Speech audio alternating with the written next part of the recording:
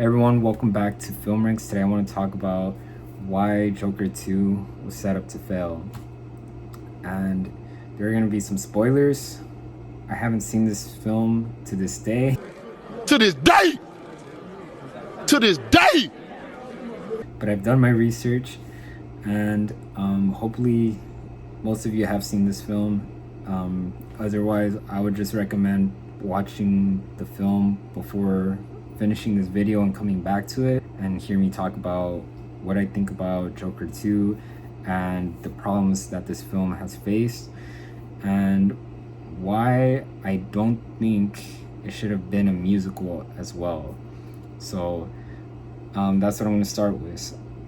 Joker 2 and the first Joker film are like totally different films, because the first Joker film is more focused on the adaptation of the Killing Joke, and that's what it was supposed to be, and just adapting that was real live action characters.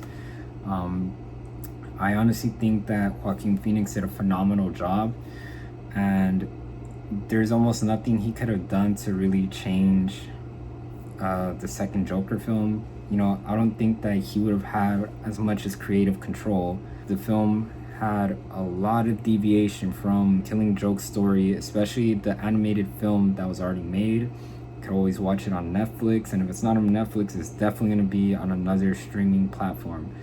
I do not know at this moment which streaming platform it's on, but if you've seen it already, you will know that that is what the Joker with Joaquin Phoenix is supposed to be part of. And watching that animated film will make so much more sense to why Joker 2 was a complete disaster. It was a totally different film from what it should have been. And the first Joker film can already tell you why the second film flopped harder than it should have. And the biggest reason is having a young Bruce Wayne, and his father for that matter. Bruce Wayne, as we know as Batman, is already supposed to be a grown-up Batman that's supposed to confront Joker and fight him and confront him. And it doesn't make sense at all to make those changes in the film. That was a creative mistake that ended up not working for Joker 2, because a lot of people were able to tell watching Joker 2 that Batman is not in the film, and that Batman is supposed to confront the Joker because he exists in that world where he's supposed to put a stop to the crimes that Joker is committing, which is almost not as present as it should be, because this film is grappling with keeping Arthur Fleck having this control over Joker, whereas Arthur Fleck in the original source material is already lost into this whole world of this entire world of evil being the Joker, this extremely violent threat to the people of Gotham. Like, that's what we were supposed to be anticipating in this film, and here we get a musical. We get Harley Quinn singing her heart out to the Joker and having duets and all these distractions, these red herrings to what the film is actually supposed to be about, with the confrontation between Joker and Batman. And not only that, but like the events that lead up to Batman meeting Joker, putting an end to Joker's crimes, killing people, murdering, not telling great jokes that most people would find funny but actually very dark. We're supposed to see a lot more of that in the second Joker film, and we don't. It's like a totally different film. Like I said, if you know the Killing Joke film, that I mentioned that, and it's supposed to be this animated film that's already out years ago. That film has come much earlier than both Joker films, and the director just didn't really put all the pieces together as he should have to set up Joker 2. And not only did he not do that with having a young Bruce Wayne and his father, but also was a detached story from the first film to the second, because the second film is holding on events from the first film. So I was trying to keep a progressive storyline that seems like is going back and forth, or in circles for that matter, because there are musical aspects where it should be progressing the story without all that singing or dancing, was all those musical pieces that are in it. It just seems like it's taking away from what should be progressing the story further, and again, making the Joker a menace, the menace to society that people know him for.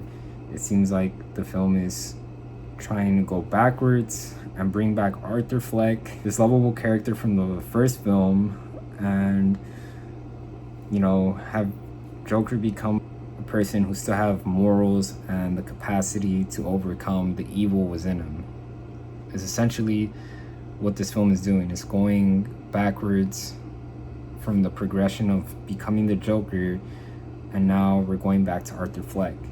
And that's not the way that the original source material had Joker fighting Arthur Fleck in this battle of willpower. It was never like that sort of dual personality or possession sort of personality, a personality that's like dominated by another. It was never really supposed to be intended to be that way.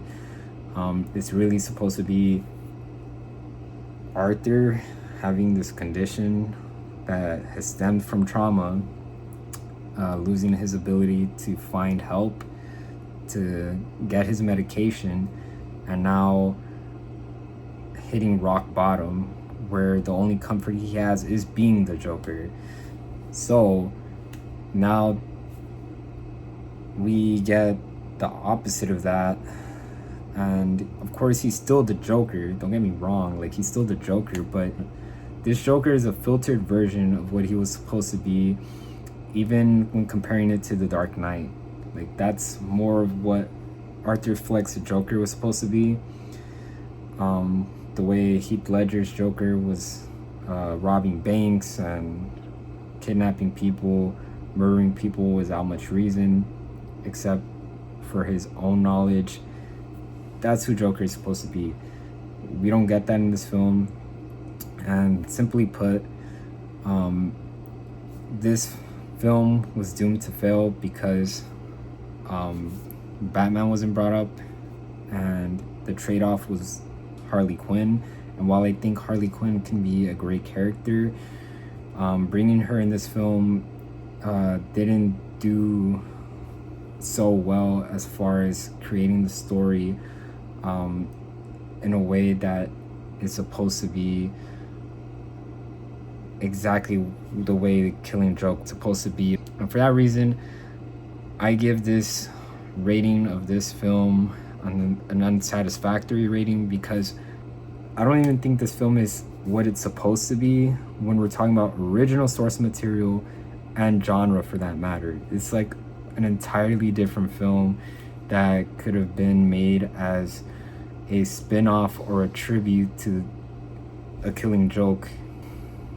If you've seen the film, which I haven't, of course, I don't plan on really watching it, just let me know what you think.